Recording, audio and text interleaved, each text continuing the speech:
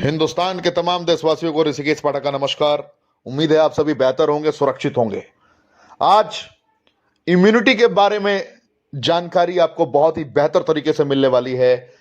शाम 6 बजे मुलाकात होगी प्रोफेसर राजदीप दत्ता साहब से, जो आपको विस्तृत रूप से जानकारी देंगे इम्यूनिटी के बारे में। इम्यूनिटी क्या है, किस प्रकार आपके जीवन में इन इंग्रेडिएंट्स का यूज हो सकता है, जो रेनेटस वेलनेस ने लाया है आप सभी के लिए। तो आज आप बेहतर तरीके से ये सारी चीजों को एहसास कर पाएंगे, इनके पहलुओं को महसूस कर पाएंगे।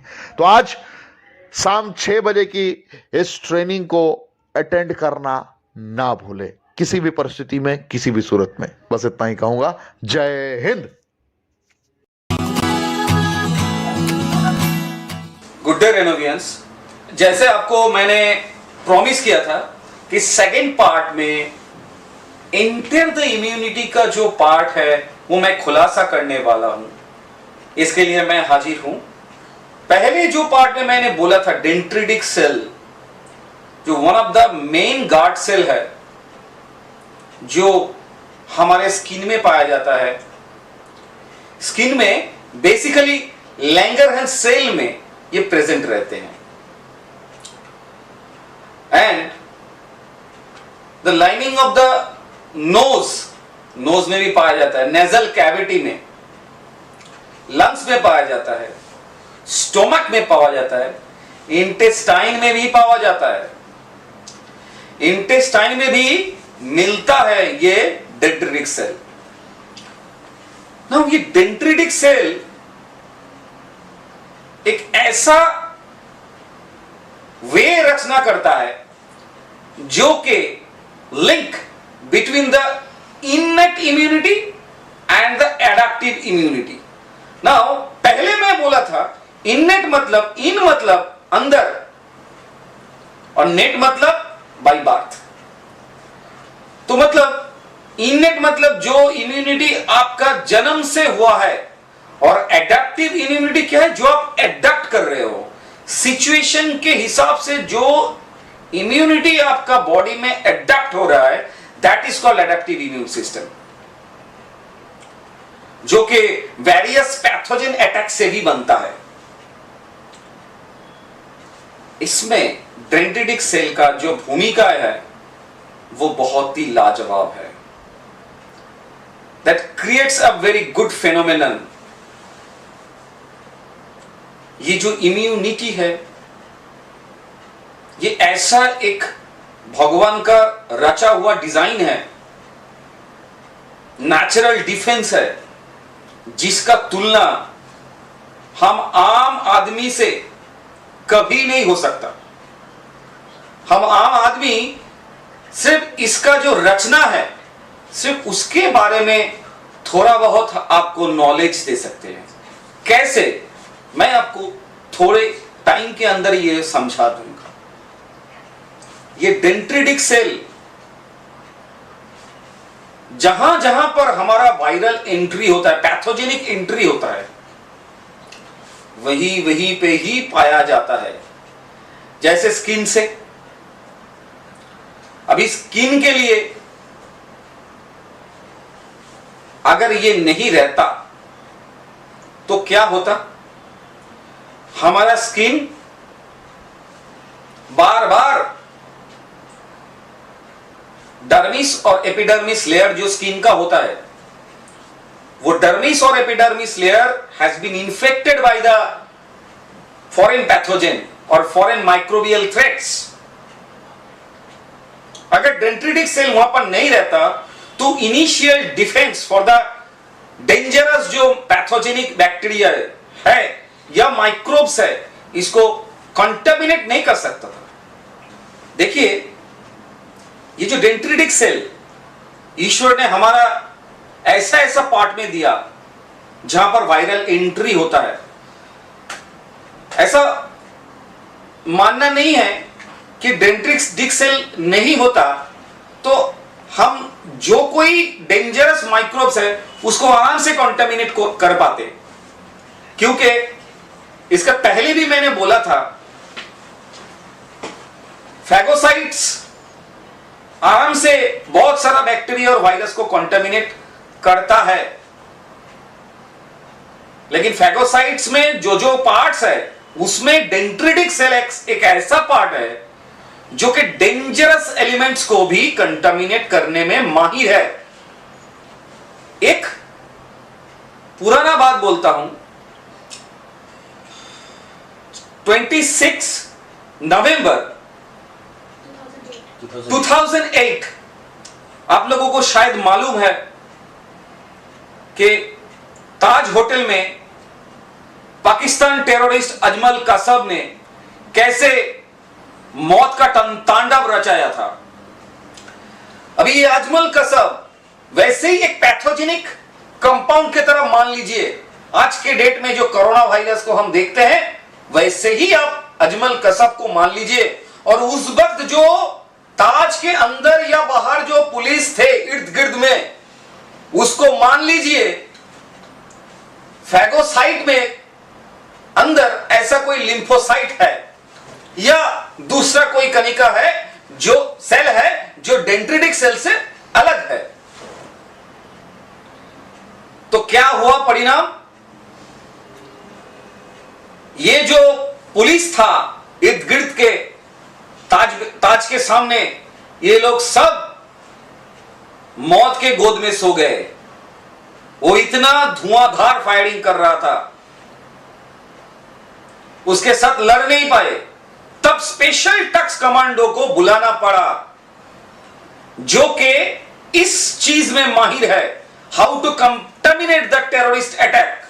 Now the dendritic cell part, the same part which is happening in our body when our body gets a direct threats of dangerous और बोल सकते हैं कि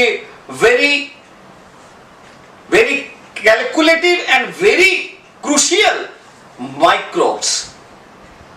When our body get affected with dangerous microbes, तब ये dendritic cell वो commando की तरह काम करता है। तो ये ईश्वर का वरदान नहीं है तो क्या बोले?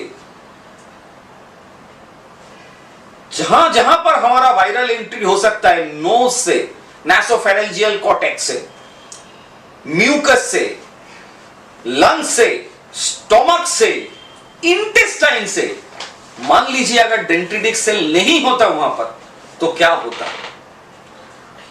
इंटेस्टाइन पूरा कोलैप्स होने का मतलब पूरा इंफेक्टेड हो जाना। इंटेस्टाइन, अगर इंटेस्टाइन पूरा इंफेक्टेड हो जाता,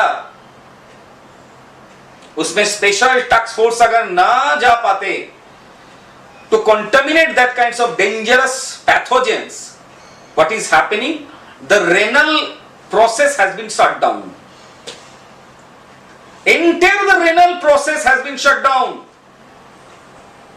समझ में आ रहा है ईश्वर का कितना बड़ा वरदान है कि इंटेस्टाइन में ही डेंड्रिटिक सेल मिलता है। अब आते हैं स्टोमक में। अगर स्टोमक एक्चुअली हमारा खाना पचाया जाता है स्टोमक में, इस स्टोमक में अगर डेंड्रिटिक सेल नहीं रहता तो क्या होता? खाना तो पचता लेकिन वो स्टोमक इन्फेक्टेड हो जाते ये डेंजरस पैथोजन से, और स्टोमक काम करना बंद कर देते क्योंकि ये ऑटो इम्यून रिस्पॉन्स बना देते बॉडी में। और ऑटो इम्यून रिस्पॉन्स अगर बन जाता तो क्या होता? वो साइटोकाइन स्ट्रॉम थ्रो होता और स्टोमक को कोलैप्स कर देता। क्योंकि आपको मैंने पहले भी पार्ट में बोला है, अगर इसका मेमोरी नहीं रहता तो क्या होगा? साइटोकाइन ज्यादा थ्रो होगा। इसीलिए, ठीक इसीलिए कोरोना वायरस से मुक्त होके भी आदमी लोग आज के डेट में मर रहे हैं, क्योंकि इनके पास उस चीज का मेमोरी नहीं रहता, वो पैथोजेनिक अटैक का रेफरेंस नहीं रहता जो उस वक्त हमारा पुलिस लाइन में नहीं था कि ये डेंजरस एलिमेंट्स अजमल कसब जैसे dangerous elements, dangerous terrorist attacks को कैसे कॉन्टामिनेट करे, उसका जो एक्सपीरियंस है वो नहीं होने के कारण अजमल कसाब जैसा खूंखार आतंकवादी हमारे इंडिया में मौत का तांडव रचा पाया।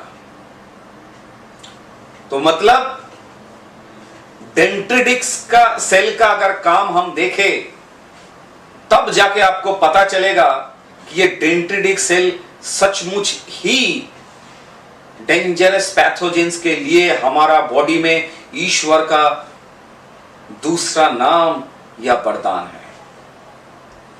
अभी कैसे ये काम करता है पहले ये देखिए। ये लिंक करता है innate immunity and adapted immunity के साथ। इनेट मतलब इन मतलब अंदर और नेट मतलब बाय बर्थ। जो इम्यूनिटी आपके बर्थ के साथ मिला है वो इम्यूनिटी के साथ एडेप्टिव इम्यून सिस्टम, मतलब जो एडेप्ट कर रहा है इम्यून को, मतलब सिचुएशन के रेफरेंस से जो इम्यून आपका बॉडी में बन रहा है that is called adapted immune system. ये दोनों इम्यून सिस्टम को लिंक करता है ये डेंट्रिडिक सेल। कैसे? जब भी कोई पैथोजेनिक एक्टिविटी बॉडी में होता है ये उसी वक्त वो जो इम्यून रिस्पॉन्स है, जो इंफॉर्मेशन है, उसको इम्यून सेल तक पास करता है through the form of antigen. ये काम पहले भी ल्यूकोसाइट किया करता था। तो इसमें कौन सा नया काम डेंट्रिडिक सेल कर रहा है? डेंट्रिडिक सेल क्या कर रहा है पहले ये सुनिए। एंटीजन को ट्रेस करके पैथोजन क्या करता है, लाइफ बनाता है बिहाइंड में। मतलब जब भी एंटीजन को डेंट्रिडिक सेल पैथोजन से निकाल के टी सेल तक इसको लेके जाता है, तब ये pathogen through bio adaptive immune system के द्वारा डिटेक्ट हो जाता है टी सेल के पास। ये टी सेल वो टी सेल है जिसको डेंट्रिडिक सेल एंटीजन के हिसाब से इंफॉर्मेशन को सेंड करता है। अभी एडेप्टेड इम्यून सिस्टम में क्या होता है? Adapted immune system can be classified by two types, T lymphocytes and B lymphocytes. अभी टी सेल कब आता है बॉडी पे? जब डेंट्रिडिक सेल उसको इंफॉर्मेशन दे दिया कि हां यहां पर पैथोजेनिक एक्टिविटी हुआ है, तुम आ जाओ। तो टी सेल क्या करता है, फटाक से वहां पर पहुंच जाता है टू बेटर रेस्क्यू टीम। वो नेचुरल डिफेंस देने के लिए वहां पर इंटीग्रेट हो जाता है। जब इंटीग्रेट हो जाता है टी सेल कब आता है? जब इंफेक्शन ऑलरेडी ऑकर्ड हो जाता है उस वक्त टी सेल आता है to contaminate that particular pathogen. इसमें क्या होता है, बी लिम्फोसाइट का बी सेल भी ज्वाइन कर जाता है उस पैथोजन के साथ युद्ध करने के लिए और to contaminate the pathogen. This phenomenon जहां पर टी सेल और बी सेल एक साथ, मतलब टी लिम्फोसाइट और बी लिम्फोसाइट एक साथ काम कर रहा है, that conditions called humoral immune response. ये जो कंडीशंस है इसको बोला जाता है ह्यूमेरो इम्यून रिस्पॉन्स। ये ह्यूमेरो इम्यून रिस्पॉन्स के बाद some T cell receive information from the dendritic cell or the macrophages, क्योंकि वो पैथोजेनिक जो कंपाउंड है उसका भी इंफॉर्मेशन मैक्रोफेजेस के पास रहता है, जैसे पहले भी रहता था। माइक्रोफेज के बारे में पहला पार्ट में मैंने जैसे बोला था आपको, मैक्रोफेजेस का काम क्या है, वो भी इंफॉर्मेशन को लेके सिंपल टी सेल को देता है एंटीजन के रूप में। अभी टी सेल जब भी आता है युद्ध करने के लिए, टी सेल क्या करता है, दोनों कैटेगरी का टच करता है। वो एक इफेक्टर टी सेल बनाता है। इफेक्टर टी सेल मतलब क्या है, that is more advance, that is more advance. Advance मतलब वही जो मैंने बोला था, अजमल कसब के साथ लड़ने के लिए स्पेशल काइंड्स ऑफ कमांडोज की जरूरत है जो विद इन टाइम काम करके निकल जाएगा। तो ये इफेक्टर टी सेल वैसा टी सेल है जो हाईली एडवांस्ड है। वो क्या करता है effector T cell, which can circulate all over the body and call the WBC।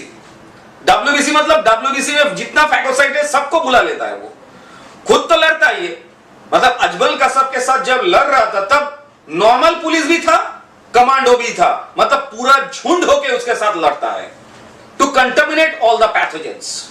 अभी क्या है, ये जो इफेक्टर टी सेल्स है, ये इफेक्टर टी सेल के साथ ये जो हेल्पर टी सेल है, ये helper T cell memory T cell भी बनाता है। अब ये मेमोरी टी सेल क्या है, मान लीजिए आज जो हमला हुआ था, जो मैं पहले भी आपको बोल चुका हूं, टेररिस्ट अटैक इन ताज, उसका जो रेफरेंस है आज हम लोगों की आर्मी के अंदर, पुलिस के अंदर एक रेफरेंस बन के रखा है कि इस टाइप का टेररिस्ट अटैक में हम लोगों को परफॉर्म कैसे करना होता है to contaminate the terrorist attack. ये रेफरेंस रहने से अगर सेकेंड टाइम ऐसा कोई अटैक होता है तब हम लोगों का जो आर्मी है वो प्रिपेयर रहता है इसको कंटामिनेट कैसे किया जाए, इसके बारे में। इसके लिए एक रेफरेंस होना बहुत ही जरूरी है। आज की डेट में कोरोना वायरस इतना बढ़ क्यों गया है, इतना धुआंधार मौत का तांडव कैसे रचा पा रहा है, बिकॉज कोरोना वायरस का कोई रेफरेंस हमारे अंदर जो मेमोरी टी सेल उसके पास नहीं है। ये रेफरेंस अगर रहता मेमोरी टी सेल के पास तो हमारा बॉडी से जो एंटीबॉडी जनरेट होता हमारा नॉर्मल इम्यून सिस्टम से, वो काफी था कोरोना वायरस को कंटेमिनेट करने के लिए। लेकिन हमारा वायरल डेटाबेस में कोरोना वायरस का जो हमारा बॉडी का जो वायरल डेटाबेस है उसमें कोरोना वायरस का जो एक्टिविटी है उसका कोई रेफरेंस ना होने के कारण highest level of inflammation throw होता है। क्यों थ्रो होता है, मैं पहले भी बोल चुका हूं कि ऐसा भी देखा गया है बहुत सारा पेशेंट को, जो पेशेंट कोरोना वायरस से मुक्त हो गया फिर भी वो मॉर्टेलिटी में चला गया है। क्यों गया है, क्योंकि कोरोना वायरस के पास एक ऐसा प्रोटीन है जिसको नाम है ORF3 प्रोटीन, जो हमारा भी इंटेस्टाइन में पाया जाता है, लंग्स में पाया जाता है। क्या है देखिए, हमारा बॉडी से जो ORF3 प्रोटीन है वो जब हमारा सेल में है, वो सेम प्रोटीन अगर कोरोना वायरस का सेल में है तो हमारा जब भी डेंड्रिटिक सेल चेक करता है फिर वो हिस्टोकम्पैटिबिलिटी कॉम्प्लेक्स की तरह, जो मैं पहले भी बोल चुका हूं, अब मेरा पहला पार्ट अगर सुनेंगे तो इसको रिलेट कर पाएंगे, उसी हिसाब से ये प्रोटीन मैन्युफैक्चरिंग कर देता है। तो उसी को डायरेक्ट ये फैगोसाइट पहचान लेते हैं as per the foreign element. और कोरोना वायरस तो खत्म हो गया, लेकिन उसका जो इंफेक्शन है, इंफेक्टेड नॉर्मल सेल को जो इंफेक्टेड किया हुआ है, उस इंफेक्शन में ORF3 प्रोटीन होने के कारण इस इंफेक्टेड सेल को भी ये फैगोसाइट फॉरेन सेल के हिसाब से देखता है। और ये फॉरेन सेल हमारा लंग्स में होता है, इंटेस्टाइन में होता है। इसीलिए लंग्स में जितना सेल में ये ORF3 प्रोटीन मिलता है या फॉरेन एलिमेंट मिलता है जिसको वायरस के साथ रेप्लिकेट होने का चांसेस है, उसी सेल को ये फैगोसाइट्स खत्म कर देते हैं through cytokine storms, TNF alpha, IL-8, IL-6। और ये जो स्ट्रॉम है, ये स्ट्रॉम पूरा लंग्स को खत्म कर देते हैं और आदमी due to shortage of breath mortality में चले जाते हैं, due to failure of inter organs, जिसको बोलते हैं मल्टी ऑर्गन फेलियर। इसीलिए बहुत सारे पेशेंट मोर्टेलिटी में आज के डेट में चले जा रहा है, बिकॉज मेमोरी सेल के पास इसका कोई रेफरेंस नहीं है। तो सोचिए, डेंड्रिटिक सेल आज के डेट में जिन जिन लोगों को कोरोना हो गया है, उन लोगों का ब्लड में जो डेंड्रिटिक सेल है, उनके पास कोरोना सेल से लड़ने के लिए क्या क्या तजुर्बा चाहिए, वो पूरा पूरा वर्तमान है उसका डेंड्रिटिक सेल में, उसका पूरा रेफरेंस है। इसीलिए जिन लोगों को कोरोना हो गया है, उन लोगों को उसी टाइप का कोरोना जो पहले हुआ था, उस टाइप का कोरोना होने का चांसेस लगभग नहीं है, लगभग नहीं है।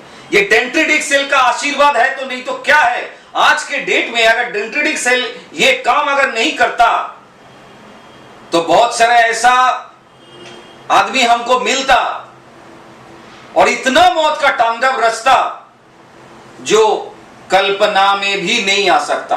आज के डेट में जितना हुआ है उतना तो बहुत ही बढ़िया है, बहुत ही ज्यादा हुआ है मोर्टेलिटी।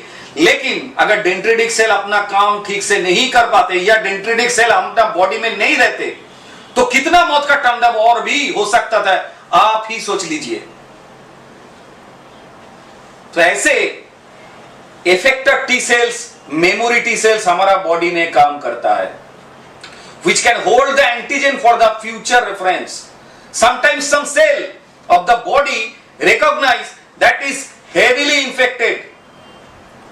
जब भी हमारा बॉडी में इन्फ्लेमेशन ज्यादा होता है, तब ये हमारा जो सेल है, इम्यून सेल है, जब भी देखता है कि हेवीली इन्फेक्टेड है, जैसे मैंने पहले बोला था ORF3a प्रोटीन से जैसे हेवीली इन्फेक्टेड सेल होता है बॉडी में, वो सेल देखने के मात्र ही it can be directly annihilated by the immune system, ये डायरेक्टली कॉन्टेमिनेट हो जाता है। और cells bring as a cytotoxic T cell, ये सेल जब भी मिलता है, ये जो कॉन्टेमिनेट होता है, वो कैसे कॉन्टेमिनेट होता है, जब भी वो सेल बहुत ही बुरी तरह से खराब अवस्था में है या बुरे अवस्था में है, नियरली टू बी डैमेज्ड, वो सेल लड़ने की क्षमता नहीं होता है, उसी सेल को मारने के लिए यही T cell cytotoxic T cell को बुलाता है to annihilate completely. Furthermore, the B cell emits a chemical called antibody. ये जो बी लिम्फोसाइट सेल है, ये करता है क्या, फिर से जब मार के खत्म हो गया, उसके बाद एंटीबॉडी बना देता है। इसीलिए ये एंटीबॉडी पैथोजन के साथ अटैच कर जाता है। जब भी कोई पैथोजन आता है और सिग्नल करता है मैक्रोफेजेस को टू कम, एंड मैक्रोफेजेस जब भी आता है, तब भी फैगोसाइटोसिस प्रोसेस से पूरा मतलब जो पैथोजन है, पैथोजन का सेल है, वो फ्यूचर रेफरेंस लेके उसको खत्म कर देता है। जैसे मैंने आपको बोला कि आज के डेट में जिसका कोरोना हो गया है, ऑलरेडी खत्म, उसका ऑलरेडी हो गया है, उसका बी सेल क्या करता है, उसका बी सेल एंटीबॉडी ऑलरेडी बना चुका है। इसीलिए उन लोगों को 3 महीने के अंदर कोई वैक्सीन लेने की जरूरत ही नहीं होता है, as per our medical condition, as per our medical suggestion given by the Indian Medical Association. इसीलिए क्योंकि उसका बॉडी में ऑलरेडी एंटीबॉडी जेनरेट हो गया है, और दिस एंटीबॉडी अभी क्या आ गया, उसको उसी टाइप का कोरोना होगा तो क्या होगा, ऐसा नहीं है कि उसको कोरोना नहीं हो सकता, लेकिन अगर होगा तो उसको पता ही नहीं चलेगा कि कोरोना हुआ है। क्यों? जब भी उसके उसी बॉडी में जब एंटीबॉडी बन जाता है, वो एंटीबॉडी बनने के बाद फिर से अगर कोरोना अटैक करेगा, तो ये एंटीबॉडी की क्या करेगा, जो उसका बॉडी में बना हुआ है, वो ऑलरेडी वो पैथोजन के साथ अटैक हो जाएगा, मतलब वो कोरोना वायरस के साथ अटैच हो जाएगा। अटैच होने के बाद वो सिग्नलिंग करेगा मैक्रोफेजेस को बोलेगा तुम आओ, हमको इसको देख लिया, इसका ये रेफरेंस है, ये रेफरेंस है, ये काम कर चुका है, तब मैक्रोफेजेस आएगा और किसी को कोई बोलने की जरूरत नहीं, कोई इंफ्लेमेशन नहीं, डायरेक्ट एलिमिनेट कर जाएगा। फैगोसाइटोसिस प्रोसेस है। फैगोसाइटोसिस मैंने पहले भी बोला था, फैगो मतलब ईटिंग, साइटोसिस मतलब सेल, सेल ईटिंग, सेल ईट कर मैक्रोफेजेस क्या करेगा, पूरा जो कोरोना वायरस है उसको खत्म कर देगा एंड उसका जो मारने का जो प्रोसेस है वो फिर से मेमोरी टी सेल के पास भेज देगा फॉर द फ्यूचर रेफरेंस, और हमारा body completely free from the pathogen. इसी तरीके से हमारा बॉडी को सुरक्षा मिलता है कोरोना वायरस से लड़ने के लिए, या कोई भी पैथोजेनिक एक्टिविटी जो भी बोलिए, साल्मोनेला टाइफी बोलिए, कोई भी वायरस और बैक्टीरिया बोलिए, उससे मतलब हम लोग को निजात मिलने का जो रास्ता है ये यही रास्ता है। अभी इसको बढ़ाने के लिए जो जो फैक्टर है वो फैक्टर मैं अभी आपको बोलूंगा जो हमारा सीबीसी में जुड़ जाता है। अभी हम आपको ये चीज बोलेंगे कि इम्यूनिटी जो अभी तक मैंने बोला इसको हम जस्टिफाई या चेक कैसे करेंगे ताकि हम लोग समझ पाए कि हमारा बॉडी में इम्यूनिटी कितना लेवल पे है और हम कितना लेवल पे सेफ है या नहीं है, जो भी है। इसके लिए हम लोगों को इम्यूनिटी को समझना पड़ेगा, इम्यूनिटी के फैक्टर को समझना पड़ेगा। हमारा जो टेस्टिंग पैटर्न है इसमें क्या होता है, इम्यूनोग्लोबुलिन जो मैं पहले भी बोल रहा था, आईएल इंट्रालुकिन इम्यूनोग्लोबुलिन, ये जो पार्ट मैं बोल रहा था, इम्यूनोग्लोबुलिन एक ऐसा फैक्टर है जिसको इम्यूनिटी एंड प्रोटीन इन दोनों को मिला के इम्यूनोग्लोबुलिन बनता है। तो जिसको हम 5 टाइप से हमारा बॉडी में मिलता है ब्लड के अंदर से, जो ब्लड चेक करने के बाद तुरंत मिल जाता है। जो मैं इनेट इम्यूनिटी के बारे में आपको बोल रहा था, इनेट मतलब इन मतलब क्या, इन मतलब अंदर और नेट मतलब बाय बर्थ। ये जो इम्यूनिटी है ये है आईजी मतलब इम्यूनोग्लोबुलिन, जी फॉर गामा। ये आईजीजी ये है हमारा इम्यूनिटी जो मदर से मिलता है हम लोगों को, और आईजी मतलब इम्यूनोग्लोबुलिन, ए मींस अल्फा। आईजीए और आईजीजी ये दोनों को हम बढ़ा नहीं सकते क्योंकि ये हमारा मदर से मिलता है, जो कि आईजीजी हमारा बॉडी में 75% तक रहता है। सोचिए ईश्वर का क्या वरदान है, आईजीजी हमारे 75% तक मेरा माता से आपको मिला है, जो कि लार्जेस्ट है। और क्रॉनिक इलनेस के ऊपर ये काम करता है। क्रॉनिक इलनेस मतलब कोई भी क्रॉनिक डिजीज, जो मान लीजिए जो कोई भी क्रॉनिक एस्मा हो या कोई भी इलनेस हो जो क्रॉनिक है, डायबिटीज हो, जो भी क्रॉनिक इलनेस है उसको मैनेज करने के लिए ये एक्चुअली आईजीजी रहता है हमारा बॉडी में, जो कि आप चेक कर सकते हैं। आईजीए भी हमारा मदर से मिलता है, जो आईजीए है वो 10 से 15% तक रहता है। ये बेस्ट मिल्क में मिलता है, म्यूकस में, ब्लड स्ट्रीम में भी इसको मिलता है। और इसके बाद जो हम लोग चेंज कर सकते हैं आईजीएम मतलब immunoglobulin mu, M for mu, ये 5 to 10% रहता है एक्यूट इलनेस के लिए। जैसा ये कोरोना वायरस एक्यूट इलनेस है, इसीलिए आईजीएम और आईजीजी को ही टेस्ट किया जाता है कोरोना वायरस के लिए, क्योंकि ये सबसे कठिन वायरस है, माइक्रोब्स है। इसीलिए आईजीजी और आईजीएम को ही हम आम तरीके से टेस्ट करने के लिए बोलते हैं। लेकिन आईजीडी जो बी लिम्फोसाइट में बोल रहा था, वो बी लिम्फोसाइट मिलता है आईजीडी में। आईजी मतलब इम्यूनोग्लोबुलिन, डी फॉर डेल्टा। ये आईजीजी आपको बेसोफिल ब्लड में बेसोफिल कणिका होता है, उसको बूस्टअप करने के लिए यूज किया जाता है आईजीडी। ये भी टेस्टिंग हो सकता है। और आईजीई मतलब एप्सिलॉन, आईजी मतलब इम्यूनोग्लोबुलिन एप्सिलॉन, ये एलर्जिक रिएक्शन के लिए यूज हो जाता है। जैसे कि मान लीजिए कोई डस्ट एलर्जी हो या कोई भी किसी का टाइप का कोई एलर्जी हो, फूड एलर्जी हो, इसमें आईजीई वेरी करता है। जिसका आईजीई बहुत ही कम है उसका एलर्जिक रिएक्शन उसका बॉडी में ज्यादा है। तो मतलब ये जो टेस्ट है IgM, IgG, IgA, IgD, IgE, इसी से आप अपना इम्यूनिटी का जो कंडीशन है वो देख सकते हैं। हालांकि इसको भी हम और भी अच्छी आरबीसी एक ऐसा फैक्टर है, रेड ब्लड कॉर्पस्कल्स, जिसका नॉर्मल वैल्यू है मेंस के अंदर, एडल्ट लोगों के अंदर 4.6 से 5.9 मिलियन, फीमेल्स के अंदर क्या होता है 4.2 से 5.4 मिलियन। न्यूबॉर्न जो बेबी है उनका बॉडी में 5.5 से 6 मिलियन और चिल्ड्रन में 4.6 टू 4.8 मिलियन रहता है। और हीमोग्लोबिन, आरबीसी का एक बहुत बड़ा पार्ट है हीमोग्लोबिन, जिसके लिए हमारा खून का रंग लाल होता है, जिसमें बहुत सारे एलिमेंट पाए जाते हैं। उसमें one of the main element है आयरन, जो आयरन हमारे बॉडी के लिए बहुत ही गुणकारी है। मैं ये आयरन बाद में एक हमारा ही प्रोडक्ट के साथ मैं बोलूंगा, अब तब जाके इसको रिलेट कर पाएंगे। नॉर्मल वैल्यू है आयरन का मेंस के लिए 13 टू 18 ग्राम, फीमेल्स के लिए 12 टू 16 ग्राम, न्यूबॉर्न बेबीज के लिए 7 टू 19 ग्राम आयरन चाहिए और चिल्ड्रन के लिए 14 टू 17 ग्राम। इसके बाद आता है व्हाइट ब्लड सेल्स। जो ब्लड सेल्स जो मैं पहले भी बोल रहा था, पहले पार्ट में भी बोला था, डब्ल्यूबीसी को बुलाता है। सेकंड पार्ट में भी जो ल्यूकोसाइट को बुलाया, फैगोसाइट को बुलाया, वो एक्चुअली फैक्टर है ये डब्ल्यूबीसी। ये डब्ल्यूबीसी न्यूट्रोफिल से बनता है, लिम्फोसाइट से बनता है, मोनोसाइट से बनता है, यूसिनोफिल से बनता है, बेसोफिल से बनता है। अभी ये जो न्यूट्रोफिल्स है, ये न्यूट्रोफिल्स क्या करता है, it account of the white blood parcels, white blood cells. 70% of the white blood cells actually covered by this neutrophils, जो न्यूट्रोफिल्स ढूंढता रहता है।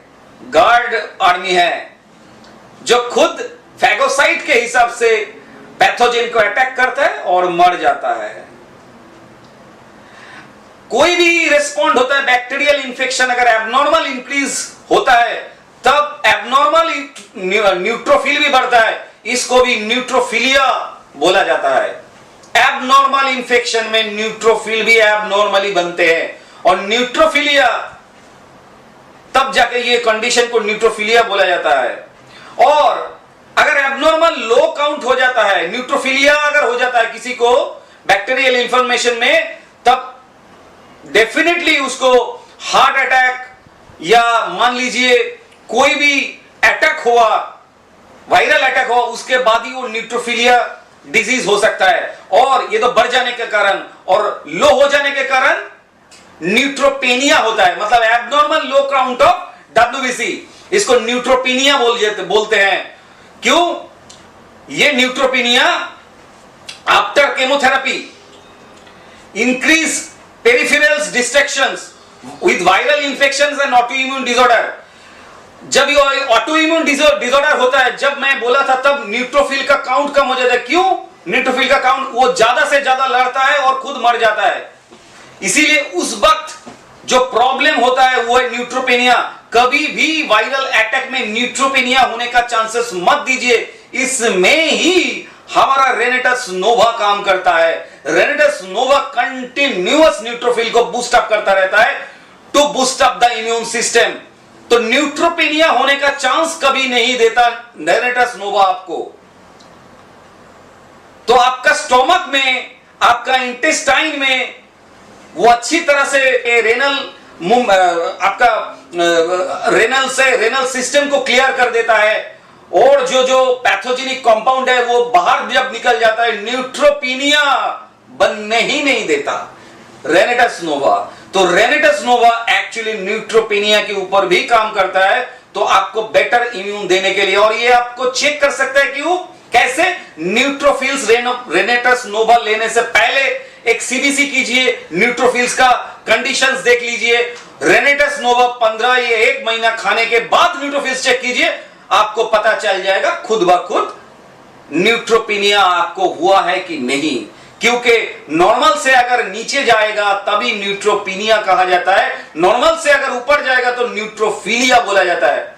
न्यूट्रोफिलिया कभी रेनेटस नोवा से नहीं होता है, लेकिन न्यूट्रोपेनिया भी कभी। और देखिए, न्यूट्रोपेनिया होने का और भी बहुत सारा कारण हो सकते हैं। डेफिशिएंसीज इन विटामिन और mineral such as vitamin B12, folate, copper, ये सब एलिमेंट्स के कारण न्यूट्रोपेनिया हो सकता है, जो कि लूपस और रिमेटोइड आर्थराइटिस को भी बढ़ावा देता है। और हमारा रेनेटस नोवा कंटिन्यू इसके ऊपर काम करता है, क्योंकि Renatus Nova full of minerals and vitamin B12 and coppers, ferrous, lots of element से भरपूर होने के कारण न्यूट्रोपिनिया होने ही नहीं देता। आ जाता है लिम्फोसाइट में। लिम्फोसाइट एक ऐसा व्हाइट ब्लड कॉर्पस्कल्स है। Lymphocyte is usually to acute infection के हिसाब से ही दिया जाता है। जैसे कि मैंने पहले लिम्फोसाइट में बोला था, lymphocyte works as a VIP। जो पहले वीडियो में मैंने बोला था VIP, ये लिम्फोसाइट वो VIP है जो क्रॉनिक इंटरसेल्युलर बैक्टीरियल इंफेक्शन के लिए यूज होता है। Tuberculosis, lymphocyte. अभी लिम्फोसिटिक, ये increase of acute infections which occur रिलेंटसली।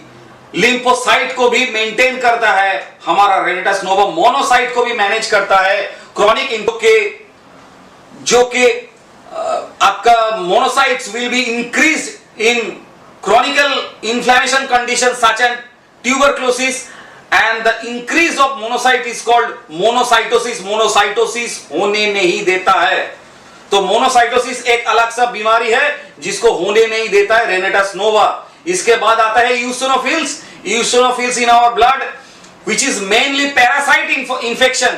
जो पैरासाइट्स बैक्टीरियाज है उस इंफेक्शन के लिए यूसिनोफिल्स अगर कम हो जाता है तो ये सब इंफेक्शंस होता है। और ये सब इंफेक्शंस होने के वक्त यूसिनोफिल्स अगर सही मात्रा में आपका बॉडी में रहा तो ये इंफेक्शन अरेस्ट हो जाएगा। एस्थमा और एनी एलर्जिक कंडीशन भी, रिएक्शन भी मैनेज हो जाएगा due to managed of the basophils may be increased in bone marrow related condition lymphoma. तो बेसोफिल्स एक ऐसा पॉइंट है जहां से हमारा जो रेनेटस नोवा है, बेसोफिल का जो क्वांटिटी है ये मैनेज रखते हुए ये जो पर्टिकुलर इंफॉर्मेशन है ये अगर बोन मैरो तक चला जाता है, तो बोन मैरो तक अगर ये इंफॉर्मेशन चला जाता है, वायरल इंफॉर्मेशन जो बोन मैरो तक लेके जाता है, ये बेसोफिल लेके जाता है। जब मैं बेसोफिल के बारे में बोल रहा था तब बेसोफिल बोन मैरो का एक पार्ट मैं बोल रहा था। बोन मैरो तक ये बेसोफिल अगर इंफॉर्मेशन कैरी करके निकल जाएगा तो ये मेमोरी टी सेल अगर बोन मैरो तक चला जाएगा तो वो आदमी को कभी भी कोई इंफ्लेमेशन होने का चांसेस ही नहीं है। एक बार हो गया तो बार बार वो इंफेक्शंस आने का चांसेस नहीं है, जो बेसोफिल को मेंटेन करता है हमारा रेनेटस नोवा। सेकंड आता है प्लेटलेट काउंट। प्लेटलेट काउंट होता है 1.5 से 4 lakhs।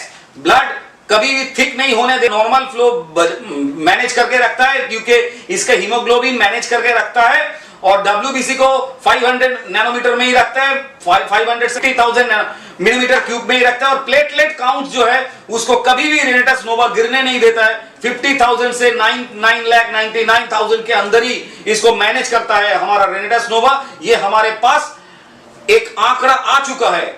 इस आंकड़े के हिसाब से मैं ये बोल रहा हूं, रेड ब्लड कॉर्पस्कल सेल्स ये कन्वेंशनल है। आप अगर पूरा इसका ओरिजिनल रिपोर्ट देखोगे तो मतलब CBC अगर आप करोगे तो आपको रेड ब्लड कॉर्पस्कल्स मिलेगा, हीमोग्लोबिन का मिलेगा, हिमोटोसाइट मींस HCT मिलेगा, जिसका नॉर्मल जो वैल्यू है वो आप अगर रेनेटस नोवा लेते जाओगे तो आप खुद इसको चेक कर पाओगे। अपना CBC लो और अपना व्हाइट ब्लड कॉर्पस्कल्स का आंकड़ा चेक करके देखो कि वो 4,300 से 10,800 के अंदर ही रहेगा सेल प्लस नैनोमीटर क्यूब।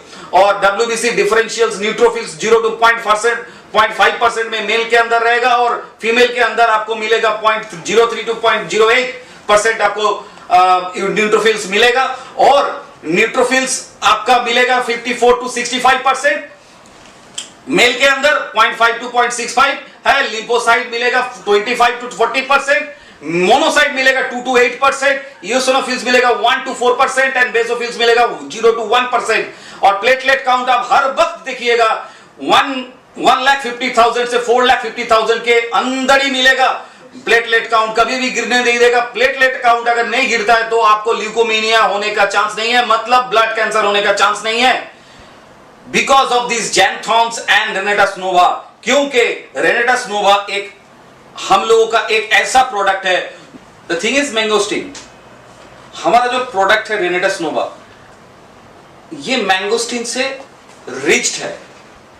अब हर कोई जानता है मैंगोस्टीन का क्या एक्चुअली मेडिसिनल वैल्यूज है। बहुत पुराने दिन से कैंसर, डायबिटीज, आर्थराइटिस में भी इसका यूज बहुत पहले दिन से हुआ है। मतलब 200-400 बरस अगर पहले भी अगर चले जाओ तो उस वक्त भी मैंगोस्टीन का यूज रहा है एज ए मेडिसिनल प्लांट हिसाब से इस पर्टिकुलर डिजीज के ऊपर। उसके साथ रहता है मैका रूट्स, जो मैका रूट्स ट्रेडिशनली यूज होता है फर्टिलिटी के लिए, मेन के ऊपर, enhance fertility of the mens and improve energy and stamina, जो स्टेमिना भी बढ़ाता है और विटामिन मिनरल भी बढ़ाता है। विटामिन मिनरल्स मतलब B1 B2 से शुरू करके जितना विटामिन है सब विटामिन के ऊपर ये अच्छा कारगर है, ये अच्छा काम करता है। जो विटामिन और मिनरल्स जा रहा है ये नेचुरल तरीके से जा रहा है through this particular product which brand name is Renatus nova। then आता है साइबेरियन जिनसन से भी बना हुआ है रेनेटस नोवा। इसमें क्या होता है, ग्रुप ऑफ ग्लाइकोसाइड रहने के कारण जर्मन रिसर्च में देखा गया है कि इसका जो एबिलिटी है इम्यून सिस्टम के ऊपर बहुत ही अच्छा कारगर हो चुका है। मतलब साइबेरियन जिनसेंग होने का कारण मैं आज तक जो दोनों एपिसोड में जितना इम्यून फैक्टर के बारे में आपको रूबरू कराया वो फैक्टर बहुत ही बढ़ जाएगा, जो आप चेक करके देख सकते हैं। तो आपको पता चल जाएगा कि आपका इम्यून सिस्टम में क्या क्या चेंज हुआ है। इसके बाद आता है एल्डरबेरी, हमने उसमें एल्डरबेरी भी ऐड किया है, जो रेनेटस नोवा में ये बहुत बड़ा गुणकारी प्रोडक्ट है, क्योंकि इसमें एसिन एक ऐसा एलिमेंट है जो एंटीऑक्सीडेंट के हिसाब से काम करता है, और विटामिन आयरन उसके बाद विटामिन सी, ये सब रहता है रेनेटस नोवा का एल्डरबेरी में। रसबेरी में भी बहुत सारा गुणकारी चीज है जो कि रसबेरी जो रेनेटस में यूज होता है, रेनेटस नोवा में ये स्पेशली क्या करता है, अर्थराइटिस, डायबिटीज और लीवर फंक्शन में बहुत अच्छा हेल्प करता है। तो मतलब रेनेटस नोवा जब आप ले रहे हैं तो आपका जैसे लीवर प्रोटेक्ट हो रहा है, उसके साथ आपका कार्डियक प्रॉब्लम्स प्रोटेक्टेड हो रहा है, उसके साथ आपका ब्लड स्ट्रीमिंग, जो आपके अंदर जो ब्लड चल रहा है वो ब्लड भी प्रोटेक्ट हो रहा है, उसके साथ डेफिनेटली आपका किडनी भी प्रोटेक्ट हो रहा है। उसके साथ हमारा यह रेनेटस नोवा में ब्लैक कैरेट भी यूज किया गया है, जो मैनी गुणकारी चीज देखा गया है। तो basically it is a very good nutraceuticals for your prevention called black carrot. ये Alzheimer disease, arthritis, gut, liver issues पे भी काम कर सकता है। सोर चेरीज इसमें यूज किया गया है। सोर चेरीज एक ऐसा एंटीऑक्सीडेंट है, स्ट्रॉन्ग एंटीऑक्सीडेंट है, जिसमें फिर से एंथ्रोकोसाइनिन मिला जाता है, और ये एंथ्रोसाइनिन हमारा हेल्थ को सस्टेन करने में हम लोगों को मदद करता है। उसके साथ गैनोडर्मा लूसिडम, आप जानते हैं एस्थमा और एस्थमा में very good effect in ganoderma lucidum. Ganoderma lucidum respiratory disorder के ऊपर भी बहुत अच्छा काम कर सकता है, क्योंकि गैनोडर्मा लूसिडम हमारा जो इंट्रस माइक्रोडियल जो स्पेस है जो लंग्स में होता है, वो लंग्स का स्पेस को मैनेज करके ठीक ठाक रखता है, जो गैनोडर्मा लूसिडियम करता है। उसके बाद सीगड़ू भी यूज किया है। सीगड़ू क्या करता है, सीगड़ू रेनेटस में एंटीऑक्सीडेंट, बहुत ही तगड़ा एंटीऑक्सीडेंट है, और ये एंटीऑक्सीडेंट फाइट करता है फ्री रेडिकल्स के साथ। ये फ्री रेडिकल्स कहां से मिलता है, ये फ्री रेडिकल्स मैं आपको एक बार बता देना चाहूंगा कि हमारा रेनेटस नोवा जब भी आप लेते हैं तो फ्री रेडिकल्स मतलब आपका फ्री रेडिकल्स कैसे आता है बॉडी पे, ये जानना जरूरी है। फ्री रेडिकल्स आता है दूसरा कुछ खाने से, जो खाना ठीक ठाक पका नहीं हुआ है, उसका मेल्टिंग पॉइंट या स्मोकिंग पॉइंट बहुत ही हाई है, उसमें फ्री रेडिकल्स जनरेट होता है। वो फ्री रेडिकल्स हमारा बॉडी में एसिड जनरेट करते हैं, and that kinds of acid invites the pathogenic activities. तो ये फ्री रेडिकल्स के साथ जब एंटीऑक्सीडेंट फाइट करता है, किसी भी दूसरे दिन मैं एंटीऑक्सीडेंट के ऊपर भी चर्चा करूंगा, उस वक्त हम आपको इसके बारे में डिटेल नॉलेज देंगे।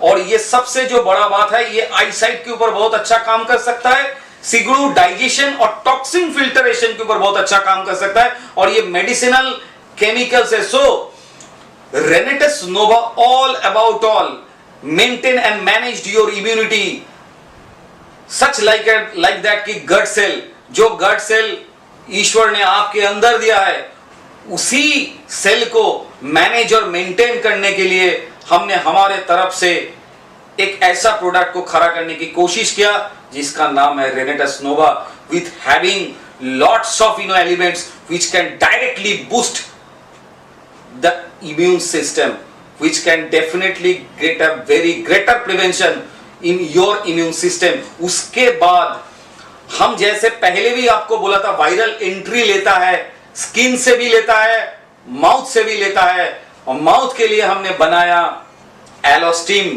पेस्ट जो माउथ कैविटी के अंदर बहुत अच्छा काम करता है और वायरस और बैक्टीरिया को कॉन्टामिनेट कर देता है 18 से 20 घंटे के लिए।